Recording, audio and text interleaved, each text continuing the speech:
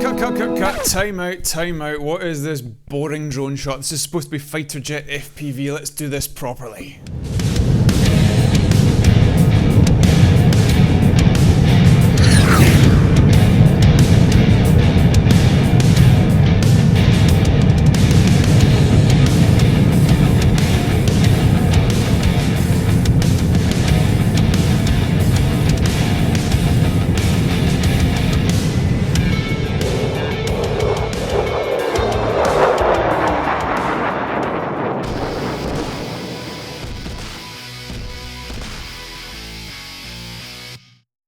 Stewart Carroll here from Drone Film Guide, the channel where we learn to fly like filmmakers. I've been seeing more and more quality FPV drone stuff, these tiny wee drones that get everywhere. Well, I don't have one of those, don't have any experience of doing that. I tried to use the FPV mode on the gimbal of the Mavic 2 Pro up in Glencoe and it really wasn't very good at all. I think it will be great at some point, but at the moment it's not very good. So let's look at how to do it in post-production. First of all, we need an appropriate clip. If you've seen any of that mad drone FPV stuff, then there's a tremendous sense of motion because they always fly really close to the ground or really close to objects. So in this case, we're going to pick a shot where we're flying nice and close to the ground, and that helps us with creating that sense of speed and motion. This clip looks pretty perfect, nice and close to the ground, a good sense of motion. It is, however, a little bit slow. So what we're going to do is speed this up 16 times. Now, if you're going to speed something up 16 times, you're going to be left with a clip that is 1/16th the length of its previous format. So you need a nice long clip as well. So you might have to go out and shoot something specially for this, like we did. So we're taking a clip here that's 1:46.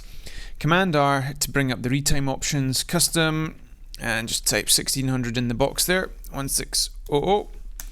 And our 1:40 something clip is now 6 seconds long. If you're using Premiere, iMovie, some other software, you'll be able to speed up the footage, no problem. So you can do this on your software as well, I'm sure. Right, let's see what we've got now. Okay, that's more like it. That's more like what you would expect to see if a fighter jet was tearing along the ground on some flight training exercise. Let's put in the rocking motion of the jet to give us that FPV kind of cockpit view of things. First things first, I'm going to drop a letterbox on top here. Now I like to do it by putting a PNG overlay over the top. There are other ways of doing it, don't get stressed about this. It doesn't really matter at the end of the day. All we're doing is creating that 235:1 aspect ratio. Now, in addition to making things look cinematic, this gives us more room for maneuver for creating our rotation movement. If we go into the transform tab here and start rotating, you can see straight away the issue is that we can see that the frame is rotating on the screen there, so that's absolutely pointless. So let's undo that. What we need to do is we need to zoom in. Now I'm going to zoom in 170%. And that gives us some room for maneuver now to start rotating the clip. Combined with the letterbox, we have more scope for creating this FPV rotation effect. For our starting point in this rotation, let's see what looks appropriate and what we can get away with without chopping off a corner of the clip. Let's go with something like that. Let's go for a fairly extreme example, -27 degrees. So that's the way the clip is going to start. I want to lock in that rotation point, so I'm going to hit this little plus sign in a diamond here, and that adds a keyframe. Now by the end of the clip, I want that rotation movement to be the other way around. So we go to the final frame of that clip, and we go back to our rotation, and we put it to 28 degrees, let's say. So we've gone from -27 to +28 degrees. Let's see how we get on there. Boom, FPV effect already, looking pretty sweet. We're pretty much done. One final step. When you speed clips up that much, they can sometimes look a little bit jerky. So I think the icing on the cake is to put a motion blur effect on there. In Final Cut Pro, motion blur is not included as free, so I've put a couple of links in the description below where you can get motion blur effects for Final Cut Pro. There's also a link to a video showing you how to do it in Premiere Pro.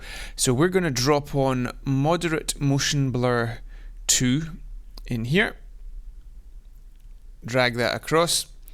And look at that frame there. See the motion blur in the corner there? It creates this real sense of motion. If I switch that off and on, completely different. And check it out. There we go. FPV effect looks absolutely awesome. Nothing more to it than that really, just pick an appropriate clip, speed it up, create that keyframing rotation effect, and maybe use a motion blur plugin just to get that nice sense of smoothness and cinematic feel to things. So leave any of your work in the comments in the description below. Do check out our premium products that we try and bring your attention to from time to time on this channel. Links in the description to our 8-hour drone cinematography masterclass and our drone film grade LUT pack. Stay tuned and we will see you next time on Drone Film Guide.